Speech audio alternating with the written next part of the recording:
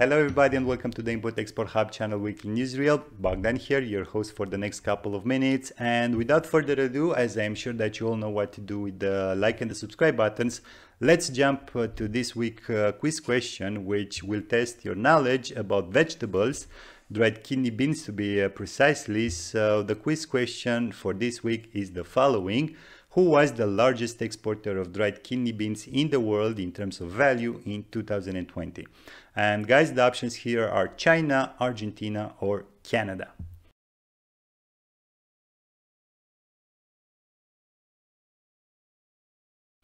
And the correct answer is Argentina, with some $334.6 million worth of exports. And guys, with this newly and extremely precious piece of information you've just acquired, let's now move on to the Freightos index, which for week 4 sat at $9,806. with the following big movers, and we have here North America, East Coast to North Europe sub-index was down 13%, while the sub-index connecting North Europe to North America, East Coast was up 4%. As for the main sub-indexes, as usual, I will start with the Trans-Pacific ones, and we have China to North America, West Coast sub-index at $15,485, and China to North America, East Coast sub-index at $16,781, which is down 1% from the previous week. As for the crossways ones, well, China to North Europe sub-index is up 3% here, bringing the absolute value to $15,000, while China to the Mediterranean is down 1%, which translates into $14,031. So guys, as expected, the index is slightly moving up. Nothing really surprising here. So let's move on to the news. And my first article is coming from splash247.com. And in fact, it's a contribution done by Bjorn Bang Jensen. I hope I've pronounced its name correctly, who is basically the president at Sea Intelligence Advisory Services, on what he calls Maersk burn the boat strategy, and of course its implication on the container shipping industry.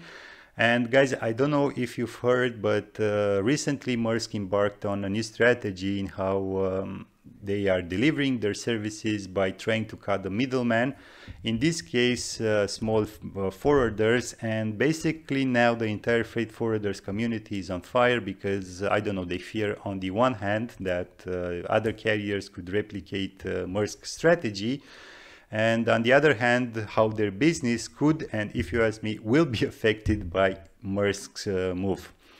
And I won't get into the whole details here. I fully agree with what Mr. Jensen said, in this case wrote, not necessarily with his standpoint on how he dislikes and discourages the use of word partnership in the shipping industry, but generally speaking, we have here a hyper-rational, if you want, although some sort of egocentric viewpoint, which is worth reading it, so I highly recommend you to do just that.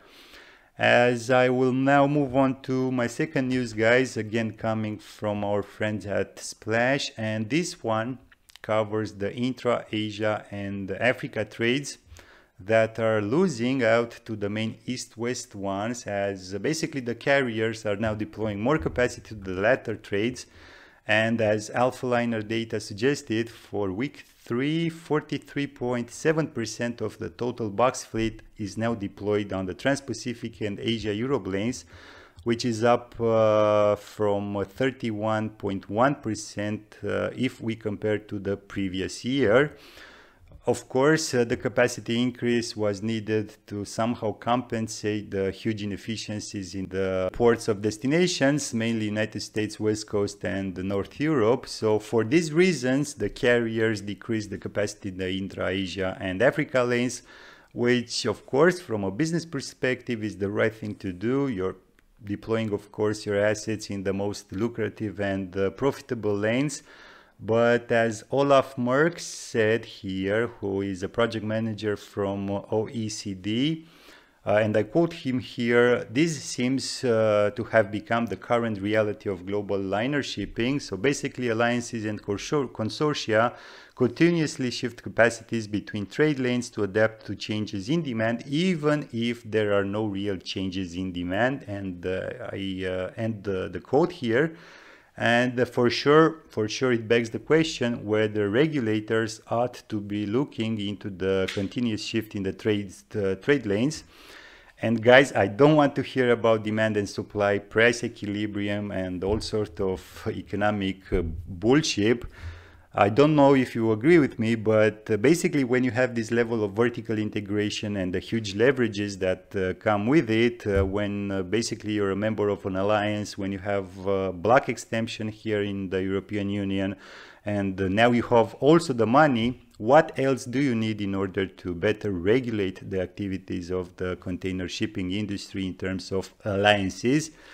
And basically by granting them this flexibility in deploying capacity as they want and when they want, we're entering sadly into a vicious circle in which the most affected will be the countries from whom World Bank and other Messiah-like institutions want to detach them from their path dependence and push them to the next stage.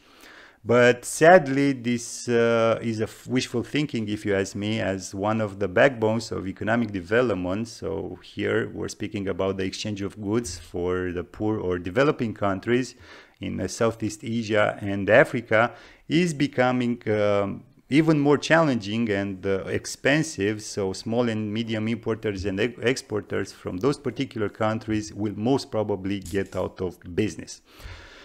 But anyways, I'm not making here a plea for one party or the other. I am somehow expressing some concerns which the policymakers should do also. And feel free to disagree with me here, but don't tell me that the current alliance status shouldn't be majorly revised or even reconsidered. So anyways, guys, this is another story, one that I'm sure it will be put on the wall in the months to come, if, I don't know, maybe next year. So until then, I will move on to my next news. And I'm moving away from the shipping industry, and I have this one coming from AZ News, and it's about Turkey's major appliance export growth that took place in 2021. As the Turkish white goods industry increased its exports by 18% with some 26 million units exported. And we have here some blah blah and another blah blah until I have here the Turk BESD, so Turkish White Goods Manufacturer Association, president statement, who drew attention to the current issues the industry is facing.